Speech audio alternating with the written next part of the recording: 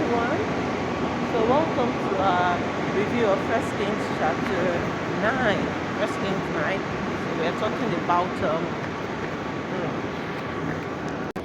so first off, God answered Solomon. He appeared to him in the dream after he had finished building the temple and his home and all of that.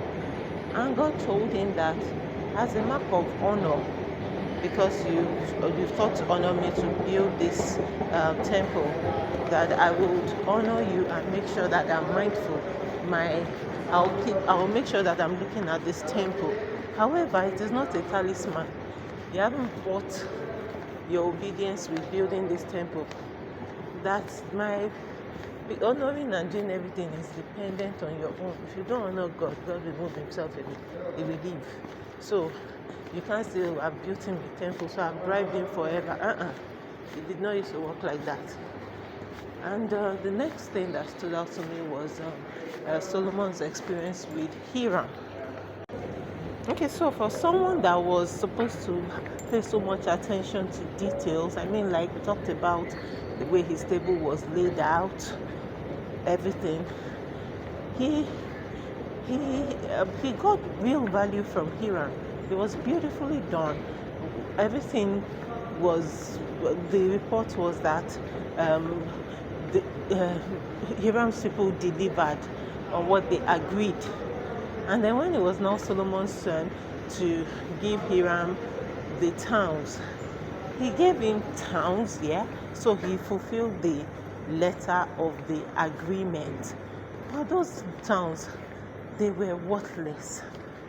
And it really hit me because, Solomon was supposed to have the reputation of being the most excellent, the one that always paid attention to details, etc. So I can imagine how it hit Hiram, that I gave you something of value, and though you honor the agreement in principle or in letter, what you gave me was worthless. I can't use it.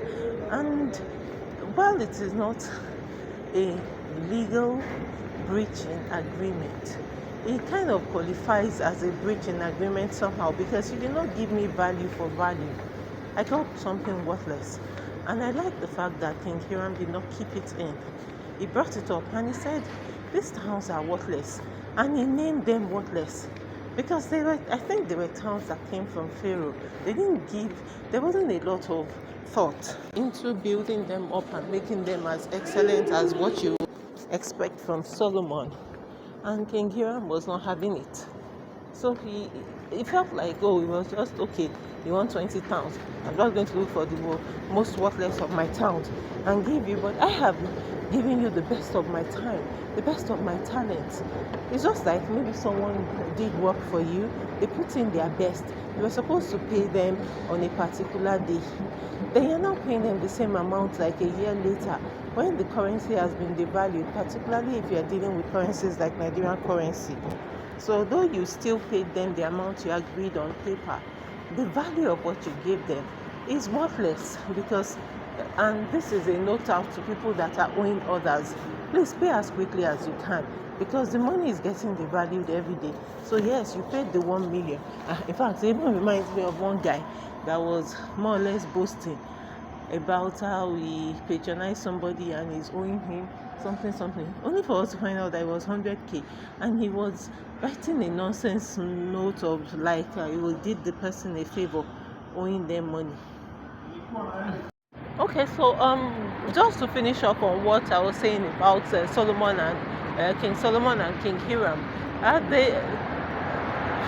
King Hiram gave him value instantaneously, and what King Solomon gave him in return after the work was done was worthless. Well, if we are going by the account of Hiram, and I think I really want to dwell there, because I feel like it's a matter that we don't address often. People give you value. You enjoyed what they gave you.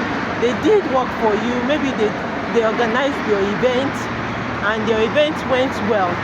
You both agreed that you were going to pay them, let's say 3 million naira within 45 days. for example, and then you now don't keep your end of the bargain. You don't pay them in 45 days. So let's say you now take it to 6 months and you still pay them the 3 million naira and say, oh, you have honored the agreement. You did not, because you missed the 45-day mark.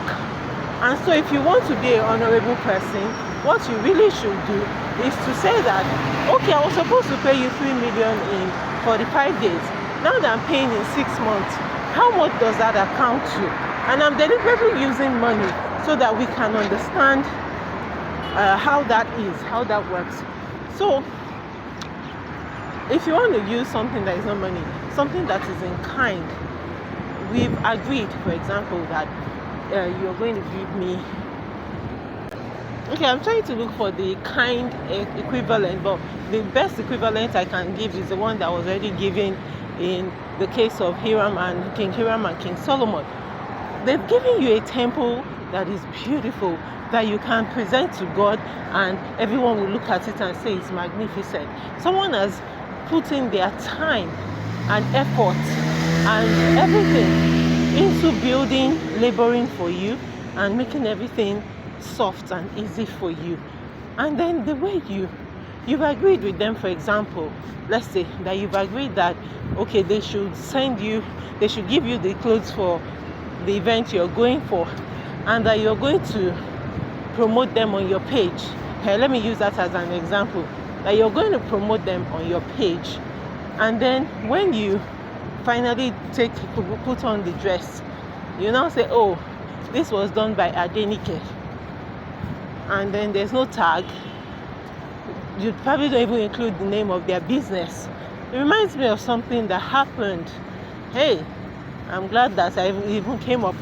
So it was many years ago. It's so buried in my memories that it's just because I went in today that I saw it. I set my archives per se. And so this lady making a call to around this type of season in December to do, like, it was supposed to be a charity drive, if I remember correctly. And I don't know if she reached out. I'm not sure if she reached out, but I think she said that, oh, if you have anything you want to give, please reach out to me or let me know, or something of the sort. And I had actually reached out, and I told her that I was interested, and I made them know that I'm doing this on behalf of my business, and I would like some level of, would I say publicity? Or no, I don't think I said it, but I think that was my expectation, because that's how she typically would give a shout out to everyone that donates. So yeah, let's agree, my motives too were funny, right? But that was the impression she had given, that, oh, let's do something charitable, and in reward, the reward will be that you get a shout out. And then she goes on, when she's done, she gives a shout out to a number of people that did practically the same things I did, and then she just says, and others. And for me, well, I think that it was all dishonorable generally, because I don't think we should be using charity for that kind of thing. But anyway, that was her modus operandi. I eventually cut ties with her. She went on, so I'm like, why would you collect things from people? Collect things from 50 people. You give a shout out to 25 people, and you say, and others, when there was more or less like an unwritten agreement that we are doing this thing as charity for shout out. Again, not one of the most charitable things I've done. I'm not totally proud of it, but maybe that's why I went to hide it somewhere in the recesses of my mind. I won't do it again. But I want to just give that kind of example, that you have more or less like an unwritten agreement with someone that this is what, when I do work for you, I'm not going to charge you the fair market price, because I expect that you will give me a shout out on Instagram, and the shout out will make up for the difference, because I'm hoping that I will get some publicity that would bring in enough business to cover the difference. And then you go on, you receive the service with that gentleman or gentlewoman's agreement that, okay, I'm not going to pay the full worth of what this thing I know is worth. But instead, I'm going to give a shout out in kind. And then you collect it, and then you now say, oh, I'm not obligated to give you a shout out that I've paid you. Yes, in principle you have, but in theory you haven't, or practically you haven't, because there was more or less like an understanding. But anyway, King Hiram cut his losses. He told King Solomon how he felt. This is worthless. It doesn't mean anything to me. He named the towns worthless. I don't know what he did with the towns, and he still paid King Solomon. That was the one that I didn't understand. After you've collected things that are not matching the value, you're still paying. I don't understand this, because me, knowing me, I will not pay anything extra. I mean, like, you gave me something worthless to start with, then I'm still paying you on top. So I really would love, if anybody knows what was going on there, please share with us. Anyways, then they went on and they told us about the forced labor. Remember the forced labor that we talked about a while ago? They gave us more context that they were the people that the Israelites should have chased away from the land. They did not chase them away from the land. Instead, they made them laborers.